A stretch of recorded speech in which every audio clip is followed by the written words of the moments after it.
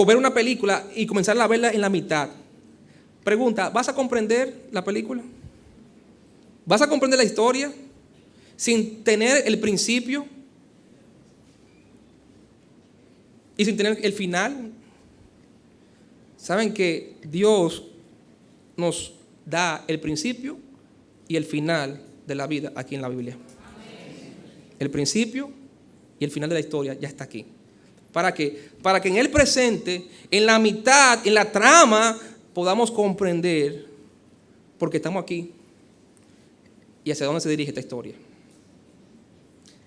Dios nos da contestación a las interrogantes de la vida. Las tres básicas: ¿por qué estoy aquí? ¿Para qué estoy aquí? ¿Cómo vine a este mundo? ¿Y hacia dónde voy? Dios nos contesta todo eso en Jesús.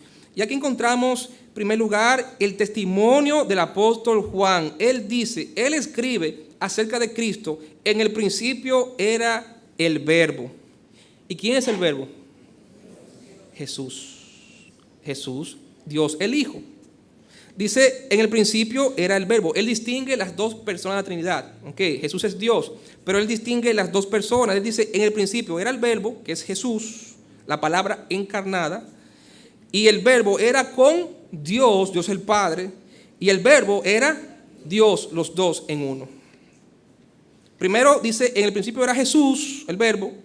Y Jesús era con Dios, con el Padre. Estaba con el Padre en el principio, pero Jesús y el Padre, uno son Dios. Ambos son Dios, son las personas de la Trinidad.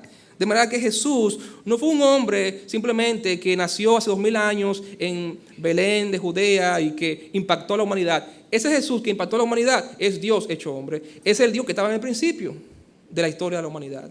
De manera que Él puede explicarnos el por qué estamos aquí. Él nos puede dar el principio de la historia porque Él estuvo desde el principio. Jesús es eterno. Dice la Biblia, Jesús es el mismo ayer, hoy y por los siglos. Jesús es la respuesta a la interrogante que presenta la vida. Él es el principio, ¿verdad? Dice el versículo 2, era en el principio con Dios. Todas las cosas por Él fueron hechas y sin Él nada de lo que ha sido hecho fue hecho. Imagínense, Jesús es Dios y como Dios, Él es creador de todas las cosas que están en este mundo. Versículo 4, en Él estaba la vida y la vida era la luz de los hombres. La luz en las tinieblas resplandece y las tinieblas no prevalecieron contra ella. Hubo un hombre enviado de Dios, el cual se llamaba Juan. Este vino por testimonio para que diese testimonio de la luz, a fin de que todos creyesen por él. Él no era la luz, sino que para que diese testimonio de la luz. Aquella luz verdadera que alumbra a todo hombre venía a este mundo. ¿Quién es ese? Jesús. Jesús venía a este mundo, Jesús se encarnó. En el mundo estaba, ya en su ministerio terrenal, Jesús caminando sobre esta tierra, en el mundo estaba y el mundo por él fue hecho. Pero el mundo no le conoció. Y cuando habla del mundo no se refiere a la naturaleza, se refiere a los seres humanos, la humanidad. La humanidad no le reconoció, pero la naturaleza le conoció, le reconoció. Y dice, versículo 11, a lo suyo vino y los suyos. Ahora, este versículo es muy interesante porque yo recuerdo muchas maneras incorrectas de interpretar este versículo. Versículo 11. Yo recuerdo, por ejemplo, que uno siempre pensaba que decía, a lo suyo vino, hablando del pueblo de Israel, y los suyos no lo recibieron. Pero note la distinción que hace entre las dos palabras. Suyo, primero está en singular y después en plural. Entonces son dos cosas distintas. El suyo en singular es distinto al suyos en plural. Recuerdo un profesor que nos enseñó en el colegio que, como buen dominicano, él tradujo esto dominicanamente hablando. No teológicamente hablando, ni gramaticalmente hablando, sino de manera dominicanamente hablando. Él decía, él entendía, a lo suyo vino, oiga lo que nos enseñó, a lo suyo vino, es decir, él vino a lo suyo. Él vino a lo suyo, a hacer su cosa, él vino, y los suyos no le recibieron. Uno dice eso, él fue a lo suyo, fue a hacer lo suyo. No. Cuando dice a lo suyo vino, habla a su creación, a lo que le pertenece. Él vino a su pertenencia, a su creación. Este mundo, hermano, le pertenece a Dios. Le pertenece a Cristo este mundo. Aunque Él permita que el maligno, ¿verdad?, opere, Satanás no tiene potestad. Dios está en autoridad hoy. Este mundo le pertenece a Cristo. Y cuando Él estuvo aquí en la tierra, Él manejaba el mundo a su antojo. Él maniobraba la naturaleza que Él creó a su antojo. Él podía alterar el orden de las cosas. Él podía, ¿verdad?, calmar el mar. Él podía hacer que una planta creciera o se marchitara. ¿Sí o no? Él desafió las leyes que Él estableció de la gravedad. Él podía hacer cosas, ¿verdad?, multiplicar la materia. Él podía manejar las cosas de este mundo a su antojo, porque Él es el creador de este mundo, que vino a este mundo. Él vino a su propiedad.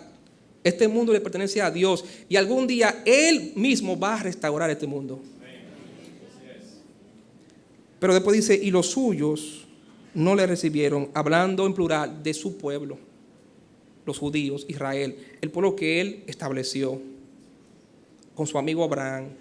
Su pueblo, los judíos, los que le estaban esperando, no lo reconocieron como su Mesías, como su Dios. No lo aceptaron, lo rechazaron, pero qué bueno.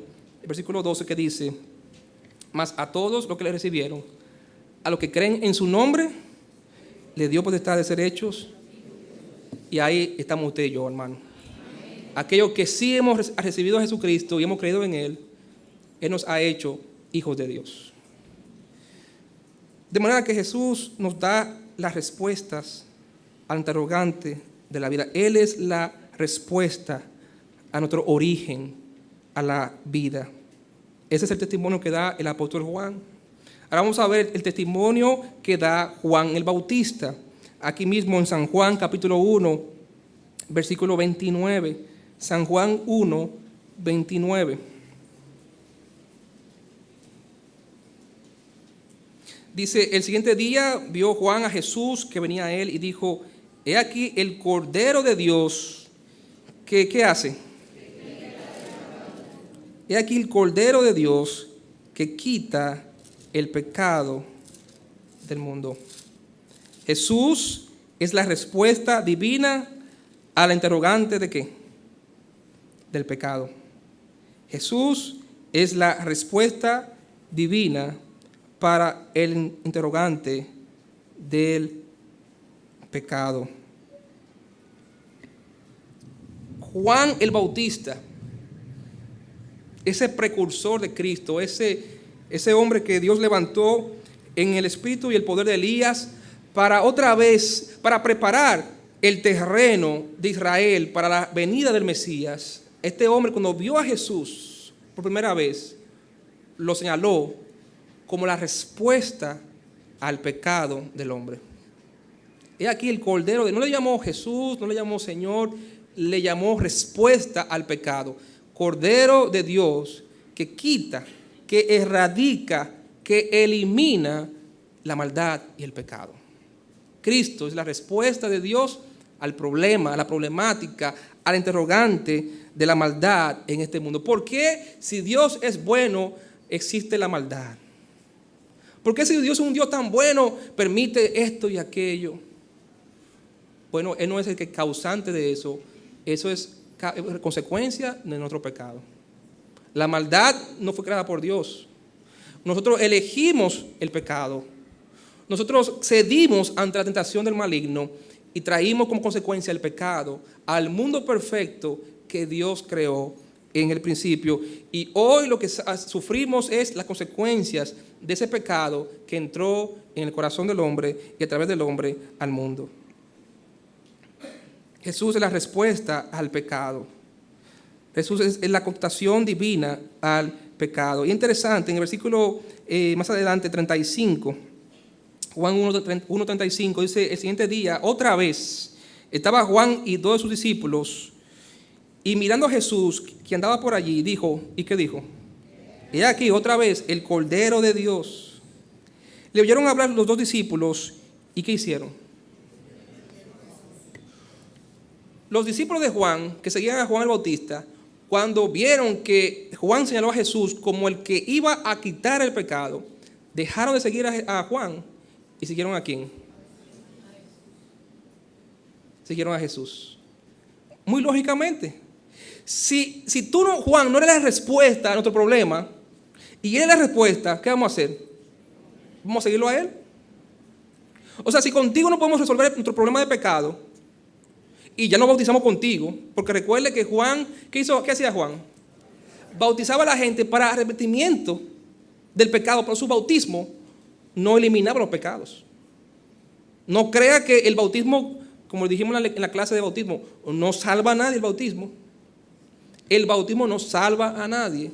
El bautismo es un testimonio público de la salvación que ya Cristo me dio. Porque Cristo es el que salva. El bautismo es decirle a la gente: yo estoy contento y orgulloso y seguro que mi alma le pertenece a Cristo y que yo he recibido la salvación de parte de Jesucristo. Tampoco crea que el agua limpia pecado.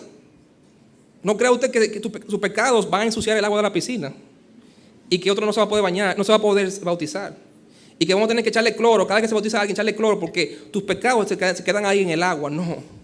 El bautismo es un símbolo de la limpieza interior que ya todos hemos recibido al poner nuestra fe en Jesucristo. Juan bautizaba a la gente para arrepentimiento del pecado, pero no para quitar el pecado. Pero Jesús venía a quitar de una vez por todas el pecado en el mundo. Y cuando el judío escuchó eso, los judíos escucharon eso, entendían lo que era eso claramente. Porque por siglos Dios mismo había establecido el sacrificio de holocaustos y animales, ¿recuerda? ¿Para qué? Para poder limpiar sus pecados, para poder cubrir sus pecados y Dios perdonar. Y cada vez que una persona, un judío, pecaba contra Dios, tenía que, decía la ley, tenía que sacrificar un cordero puro, un cordero que simbolizaba pureza, un cordero, ¿verdad? Un animal inocente, tenía que sacrificarlo en su lugar y ese cordero moría en su lugar y esa sangre derramada cubría temporalmente el pecado. Pero mañana, si volvía a pecar, tenía que tomar otro corderito y sacrificarlo para que Dios lo perdonara ese día. Y mañana pecaba y otra vez otro. Imagínense cuántos corderos y cuántos animales fueron sacrificados para cubrir momentáneamente el pecado. Ellos sabían que ese animal solo duraba un día o solo duraba por un pecado, pero no podía quitar para siempre su pecado.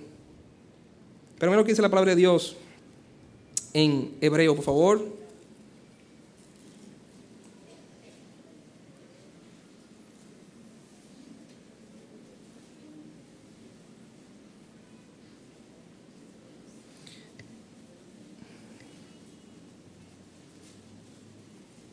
Hebreo capítulo 9.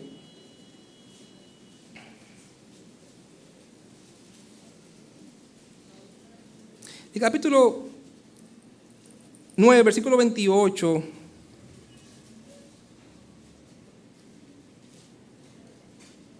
Versículo 26. Hebreos 9, 26 dice, de otra manera, Hebreos 9, 26, de otra manera le hubiera sido necesario padecer muchas veces desde el principio del mundo, pero ahora, en la consumación de los siglos, se presentó una vez para siempre, hablando de Cristo, por sacrificio de sí mismo, ¿para qué? Para quitar de en medio del pecado. ¿Cuántas veces fue ofrecido Cristo? Una sola vez y por todas, para quitar el pecado. Y mira lo que dice, capítulo 10, versículo 1 de Hebreos. Porque la ley, teniendo la sombra de los bienes venideros, no la imagen misma de las cosas, nunca puede, por los mismos sacrificios que se ofrecen, ¿cómo? Una sola vez, continuamente, cada año, hacer perfectos a los que se acercan a Dios. No puede hacer perfecto a nadie. De otra manera, cesarían de ofrecerse, pues los que tributan este culto, limpios una vez, no tendrían ya más conciencia de pecado. Esto se escribió antes del año 70 después de Cristo. Todavía en esa época se sacrificaban en el templo judío existía y se sacrificaban todos los días corderos. A partir del año 70 el templo fue destruido y la ciudad de Jerusalén por los romanos y no se ha vuelto más a sacrificar. No hay templo de Dios en Israel y se cesó el sacrificio de animales. Pero en esa época todavía estaba vigente el sacrificio de animales. Pero ellos sabían, el adorador sabía que eso no iba a hacerlo perfecto delante de Dios, que todavía su pecado permanecería delante de Dios. Dice el versículo 4, porque la sangre de los toros y de los machos cabríos no pueden quitar los pecados, por lo cual, entrando en el mundo, dice, hablando de Cristo, sacrificio y ofrenda no quisiste, mas me preparaste cuerpo. Holocaustos y expiaciones por el pecado no te agradaron. Entonces dije, he aquí vengo, oh Dios, para hacer tu voluntad, como en el rollo del libro está escrito de mí. Dice el versículo 10, en esa voluntad somos santificados mediante la ofrenda del cuerpo de Jesucristo, hecha una vez y para siempre. Si usted se entregó a Cristo, si usted se arrepintió de sus pecados y se entregó a Cristo una vez y para siempre, sus pecados fueron perdonados una vez para siempre. Usted es perfecto delante de Dios. A través de la sangre de Cristo, aplicada a tu vida, que te quita, que te limpia de todo pecado. Cristo es la respuesta al problema, al interrogante del pecado. Cristo es la respuesta a la religión. Cristo es la respuesta a la religión. Juan 3:1. Juan capítulo 3 encontramos la historia de Nicodemo. Vamos a escuchar el testimonio de Nicodemo. Juan capítulo 3, versículo 1. Había un hombre de los fariseos que se llamaba Nicodemo, un principal entre los judíos. Este vino a Jesús de noche y le dijo, Rabí, sabemos que ha venido de Dios como maestro, porque nadie puede hacer estas señales que tú haces si no está Dios con él. Respondió Jesús y le dijo, de cierto te digo, que el que no naciere de nuevo no puede ver el reino de Dios. Nicodemo le dijo, ¿cómo puede un hombre nacer siendo viejo?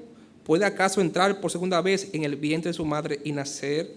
Respondió Jesús, de cierto te digo, que el que no naciere de agua y del Espíritu no puede entrar en el reino de Dios. Lo que es nacido de la carne, carne es. Y lo que es nacido del Espíritu, Espíritu es. Versículo 9. Dice, respondió Nicodemo y le dijo, ¿cómo puede hacerse esto? Respondió Jesús, le dijo, ¿eres tú maestro de Israel y no sabes esto? Hermano, los religiosos,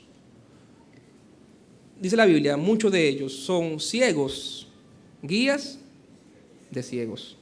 No saben lo que están haciendo. Solo hacen lo que se les ha dicho, pero no comprenden lo que están haciendo.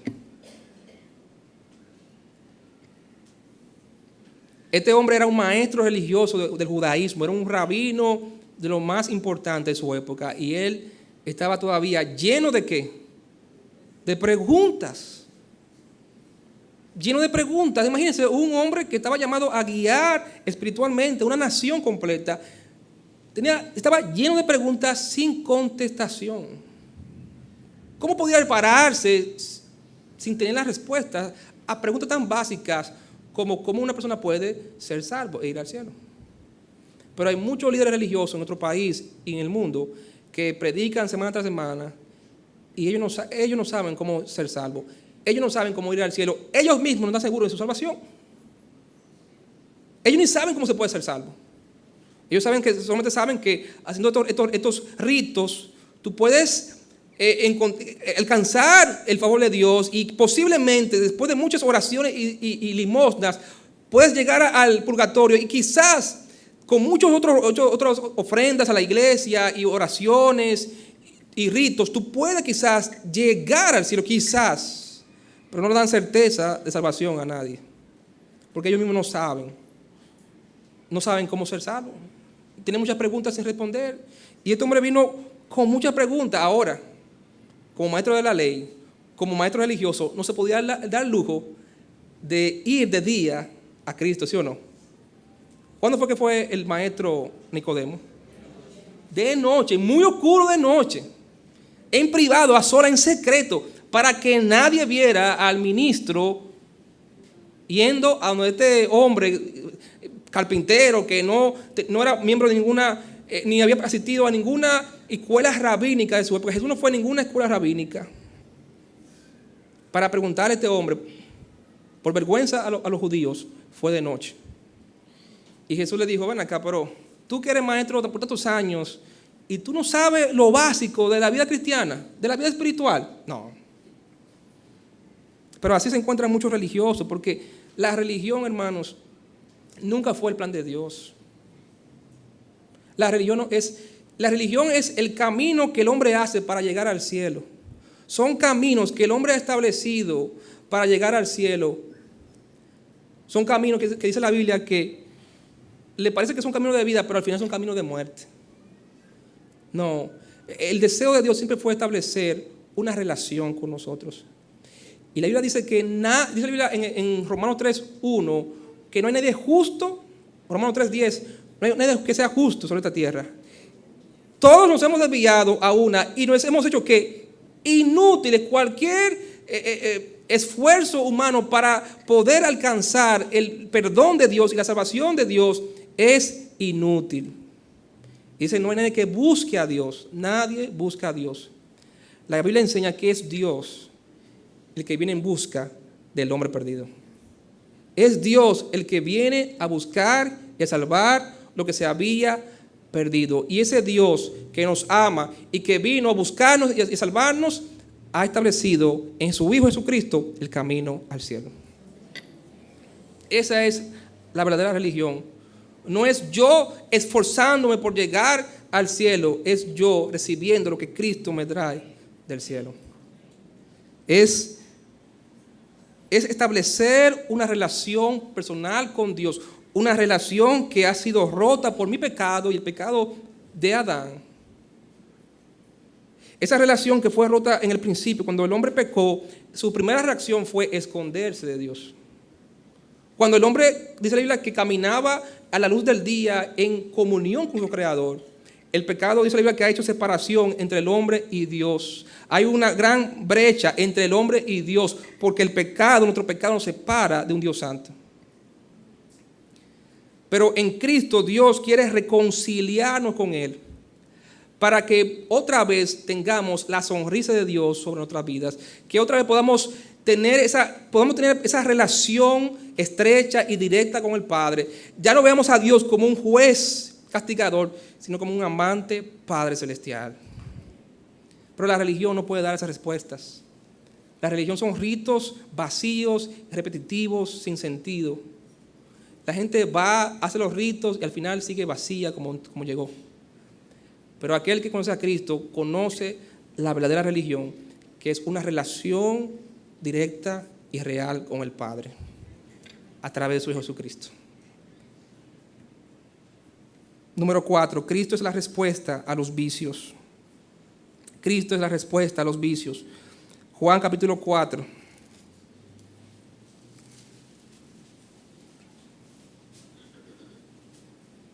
No tenemos el tiempo, ¿verdad?, para desarrollar todos estos pasajes, pero usted conoce esta historia de la mujer samaritana. En Juan capítulo 4 vemos que en el versículo 7 vino una mujer de Samaria a sacar agua y Jesús le dijo, dame de beber. Versículo 9, la mujer samaritana le dijo, ¿cómo tú siendo judío me pides a mí de beber? Que soy mujer samaritana, porque judíos y samaritanos no se tratan entre sí. Versículo 10, respondió Jesús y le dijo, si conocieras el don de Dios y quién es el que te dice, dame de beber, tú le pedirías y él te daría agua viva. La mujer le dijo, Señor, no tienes con qué sacarla y el pozo es hondo. ¿De dónde pues tienes el agua viva? Versículo 13, respondió Jesús y le dijo, cualquiera que bebiere esta agua volverá a tener sed, mas el que bebiere del agua que yo le daré no tendrá sed jamás, sino que el agua que yo le daré será en él una fuente de agua que salte para vida eterna. La mujer le dijo: Señor, dame esa agua para que no tenga yo sed, ni venga aquí a sacarla. ¿Y qué le dijo Jesús en el versículo 16? Ve y llama ¿a quién? ¿Estaba Jesús hablando del agua física? ¿Estaba hablando de la sed física? No, estaba hablando de la sed espiritual, del alma. Estaba hablando de agua espiritual que sacia la sed. Y la mujer estaba pensando en agua física para no tener que ese trabajo de tener que venir y buscar agua. Si le daban esa agua física, ya no tenía que tener más sed jamás. Pero la mujer, hablando de agua física, Cristo hablando de agua espiritual, y para que la mujer le entendiese, Cristo es una pregunta impactante a la mujer. La mujer le pide agua física y Cristo le dice: sí, pero bebe con tu marido. Cristo conocía la vida de esta mujer. Conocía que había una sed mayor que la física, que había una sed espiritual que esta mujer por muchos años había tratado de saciar. Y lo había hecho de mala manera. Lo había hecho a través del placer carnal. Lo había hecho a través del placer con los hombres. ¿Y qué dice? ¿Qué responde la mujer? Respondió la mujer y dijo: no tengo marido. Jesús le dijo: bien has dicho, no tengo marido. ¿Por qué? Porque 5 maridos has tenido, y el que ahora tiene no es tu marido. Esto has dicho. ¿Saben que el hombre sin Dios no le interesa que Dios resuelva sus problemas espirituales? Lo que quiere es que Dios resuelva sus problemas, ¿qué? Materiales. El hombre pide riquezas, Dios le pide físicas, Dios le pide riqueza del alma. El hombre va buscando agua física, Dios lo que le interesa es arreglar tu vida moral y tu vida espiritual. Esta mujer le interesaba lo que era una agua física, Dios estaba interesado en cambiar su vida. Y la vida de esta mujer era un desastre, porque había tenido 5 maridos, el que tenía no era su marido. No había encontrado placer ni satisfacción en ningún hombre. Quería saciar su alma a través del placer carnal. Pero hermano y amigo, nada puede saciar el alma del ser humano que no sea Dios. Dicen que el alma tiene un hoyo que no puede ser llenado por nada, sino solamente por la cruz de Jesucristo. Los vicios, hermanos, los vicios son maneras del hombre saciar el hoyo que trae en su alma, el vacío que lleva en su alma. ¿Y cuántas personas han perdido sus bienes, su familia por los vicios? ¿Cuántas personas han tratado, verdad, de dejar los vicios y no han podido porque están ya atrapados en los vicios? Pero Cristo es la respuesta a interrogante de los vicios. Cristo liberta. Y dice San Juan capítulo 8: si el Hijo os libertare, seré verdaderamente libres. Jesús es la respuesta a los vicios. Jesús satisface el alma. Dice una cancioncita, ¿verdad?, muy conocida: solo Dios hace al hombre feliz, pleno. Y cómo Dios lo demuestra. Él dice que el que tomara esa agua que Él iba a dar, de su interior iba a nacer ¿qué? Una fuente de agua que salte. Óigame, la gente busca satisfacción, busca sensaciones con los vicios, las drogas, el alcohol, el cigarrillo, el sexo. Busca sensaciones que lo eleven, pero al final termina más vacío que como estaba. Pero cuando una persona recibe a Jesucristo, recibe el Espíritu Santo, el gozo del Señor, la satisfacción plena, que aún en los problemas, en las carencias, podemos decir como Pablo: yo estoy contento, ¿verdad? Aunque Pablo estaba en una cárcel, estaba feliz y cantando, porque tenía un gozo que nadie podía quitarle, y era el gozo del Espíritu Santo en su vida.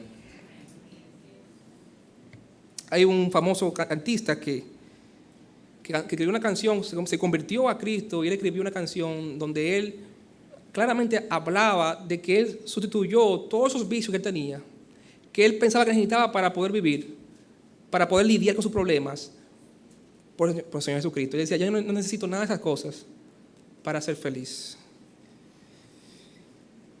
5. Jesús es la respuesta a la enfermedad.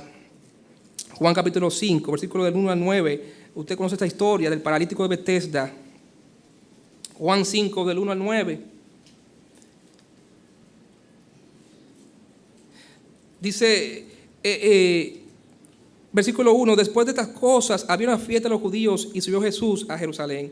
Y ahí en Jerusalén, cerca de la puerta de las ovejas, un estanque llamado en hebreo Betesda, el cual tiene 5 pórticos, y en esto yacía una multitud de enfermos, ciegos, cojos y paralíticos que esperaban el movimiento del agua, porque un ángel descendía de tiempo en tiempo al estanque y agitaba el agua, y el que primero descendía al estanque después del movimiento del agua quedaba sano de cualquier enfermedad que tuviese. Y había allí un hombre que hacía 38 años que estaba enfermo. Cuando Jesús lo vio acostado y supo que llevaba ya mucho tiempo así, le dijo, ¿quieres ser sano? Señor, le respondió el enfermo, no tengo quien me meta en el estanque cuando se agita el agua. Entre tanto que yo voy, otro desciende antes que yo. Jesús le dijo, levántate, toma tu lecho y anda. Y al instante aquel hombre fue sanado y tomó su lecho y anduvo. Y era día de reposo aquel día. Había la costumbre, dicen los estudiosos, que Juan está corroborando, Juan está simplemente diciéndonos lo que era la creencia en aquellos días. Había una creencia en el pueblo de que ese pórtico, esa agua de ese pórtico, de esa fuente, era milagrosa. Y se movía el agua, y en el momento del agua era mágico, y cuando la gente iba, si tenía una enfermedad cualquiera, cuando se movía el agua, porque supuestamente venía un ángel, ¿verdad?, y la agitaba. Cuando se hacía eso, tú llegabas primero al agua, o te llevaban al agua primero, y tú ibas a recibir una sanación. Dicen los estudiosos que Juan no está afirmando esto, Juan no está simplemente afirmando lo que era la creencia en aquella época.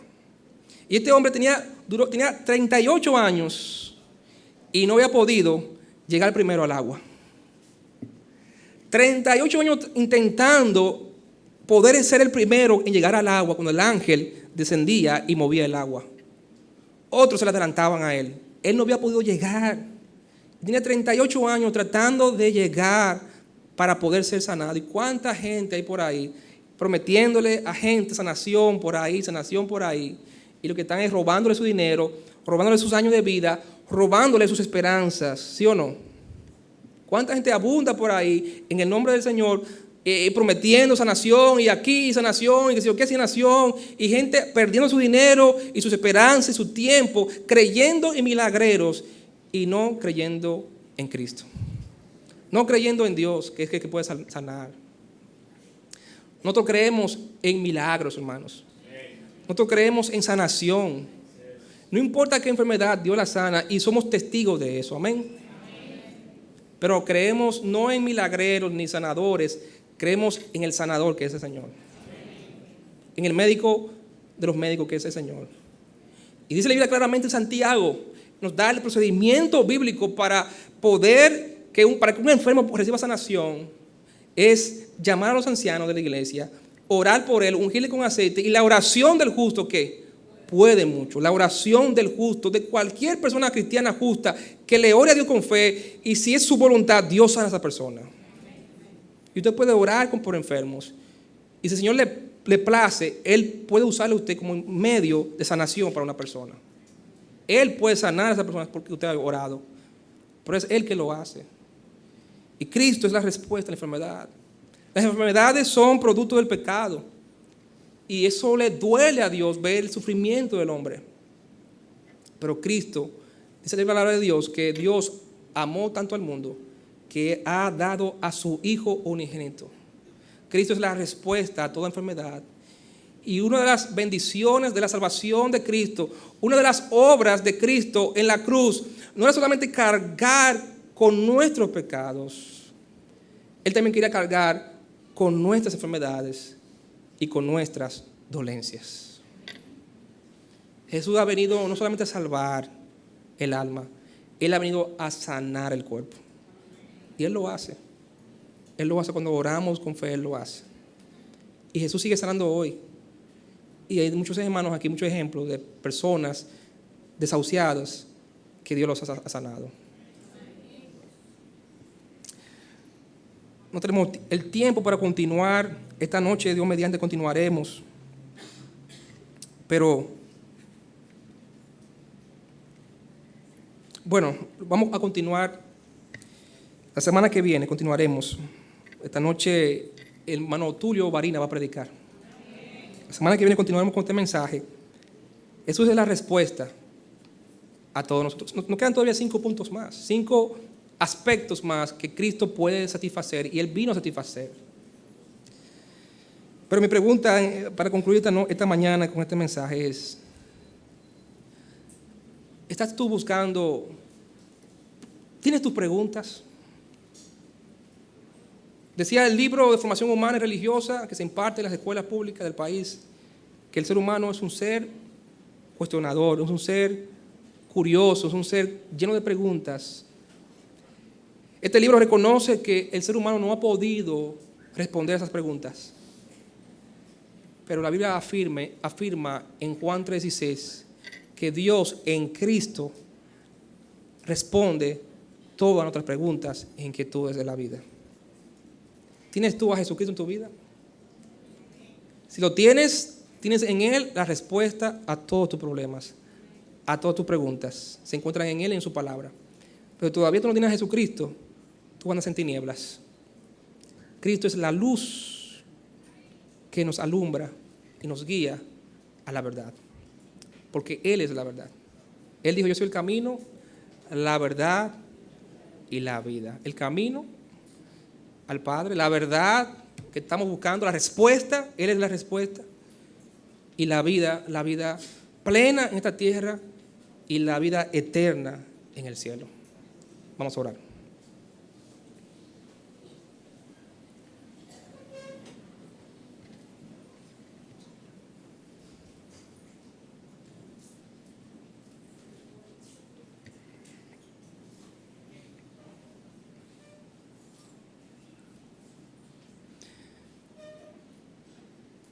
Así con sus ojos cerrados, nadie mirando, cabeza inclinada. Siempre que en esta iglesia se predica la palabra de Dios, el pastor nos ha enseñado a tomar decisión. Y mientras la música suena, quisiera hacerte una pregunta.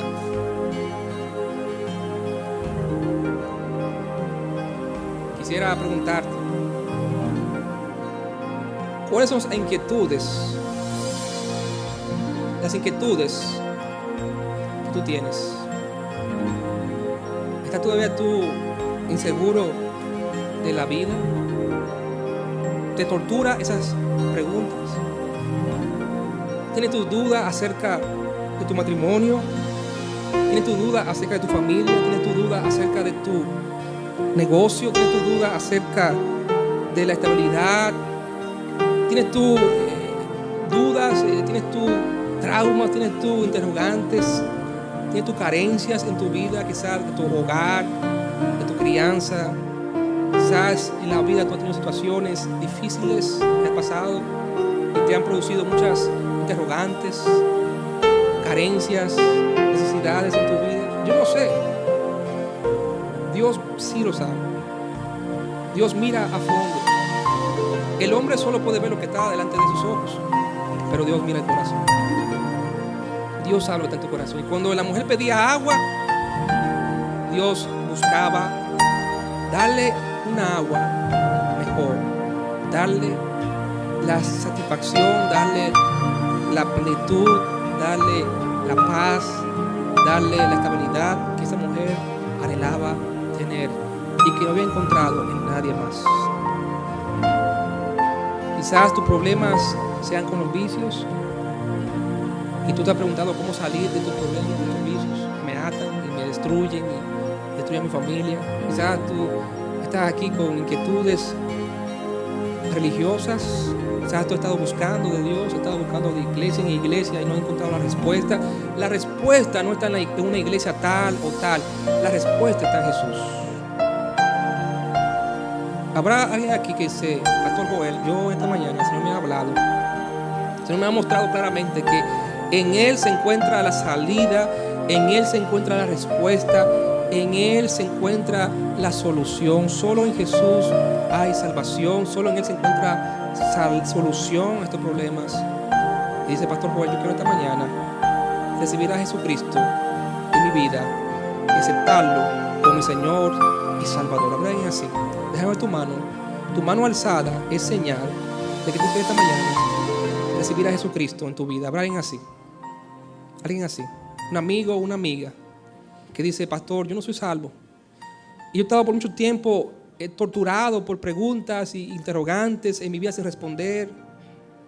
Pero yo creo, hoy he entendido que solo en Jesús se encuentra la salida, la solución, la paz, la tranquilidad, la salvación. Habrá alguien así esta mañana que dice, Pastor Joel, yo quiero recibir a Jesucristo en mi corazón. Yo no soy salvo.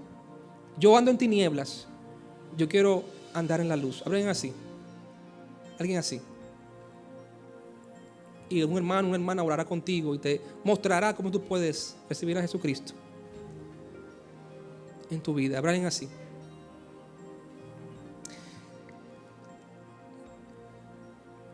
Quizás usted, hermano, hermana, dice, bueno, yo tengo a Jesús. Sin embargo, usted vive todavía con muchas áreas en su vida sin solución. Muchas áreas sin respuesta. Y usted se ha esforzado humanamente, usted ha hecho todo lo posible por su matrimonio, por su familia, su situación económica, y usted se encuentra más enredado y más confundido que antes. Hermano, debemos regresar siempre a la fuente de toda verdad, que es Jesús.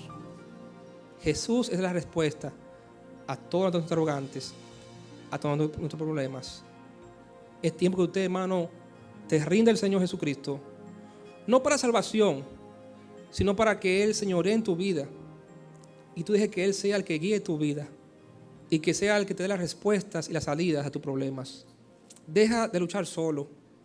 Tú tienes a tu lado al Señor Jesucristo y Él es tu Salvador y Él quiere ser el Señor de tu vida y Él quiere darte las soluciones. Dice la Biblia que juntamente con la prueba Dios nos da en Cristo la salida. Pablo dice, todo lo puedo en Cristo, porque Él me da la fuerza, Él me fortalece. Busca, clama al Señor en oración. Desarrolla una vida de oración más íntima, más fuerte. Clama a Él y Él te responderá. Y te hará entender cosas profundas que tú no conoces.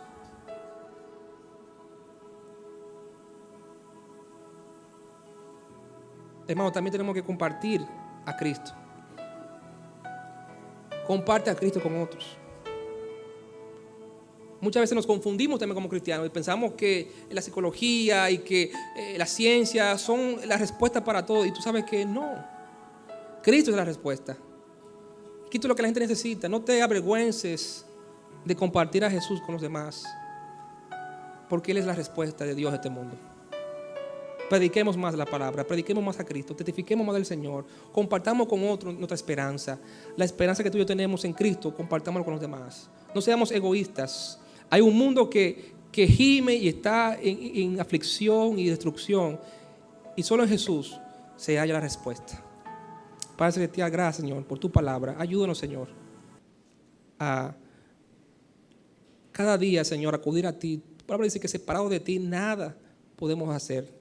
Ayúdanos, Señor, como cristianos a volver siempre a ti, que eres la respuesta. Cuando tengamos dudas, cuando tengamos problemas, situaciones, acudamos a ti, porque en ti se encuentra la salida, en ti se encuentra la solución y la respuesta a toda inquietud y problema humano, Señor. Y para Celestial, ayúdanos también como creyentes a ser mejores testigos de ti, compartir con otros la respuesta a sus problemas, que eres tú, Señor.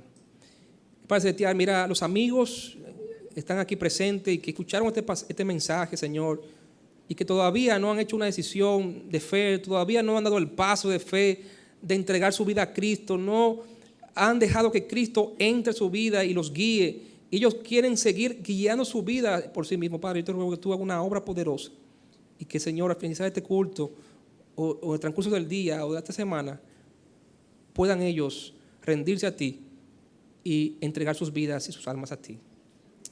Esto lo pedimos en el nombre de Jesús. Amén. hermano, recordarles los avisos, nadie saliendo, hermano, ya sabe el portero que no puede